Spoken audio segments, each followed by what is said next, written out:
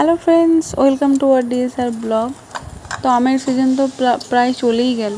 আর এটা হচ্ছে ল্যাংড়া আম, যেটা আমার খুব ফেভারিট। তো আমার কর্তামশাই দেখে শুনে আর কি 3 কেজি মতো ল্যাংড়া আম কিনে নিয়ে এসছে।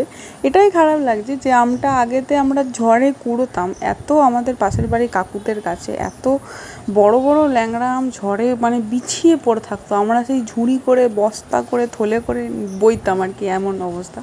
সেই ল্যাংড়া আম আজকে আমাকে কিনে খেতে হচ্ছে। তো একদিক থেকে খারাপও লাগছে, আবার যেহেতু ফেভারিট ওই জন্য আর কি কিছু করার নেই। আমার একটা জিনিস খুব মনে পড়ে, তো ঝড়ে যখন আমরা আম কুড়োতে যেতাম, মায়ের কাছে 10টা বচন শুনে যেতাম, এই মাথায় ডাল ভেঙে পড়বে, এই পড়বে, এইসবের ভয়েও একটা ছিল যে মাথাতে আম পড়বে। কাকুদের কাছে যা ল্যাংড়া আমের সাইজ, একটা যদি তোমার মাথায় পড়ে তো তোমার মাথা তো আলু। তো আমাকে কমেন্টে জানিও, তোমরা কি কেউ ঝড়ে আম কুড়োতে গেছো? মা বারণ করা সত্ত্বেও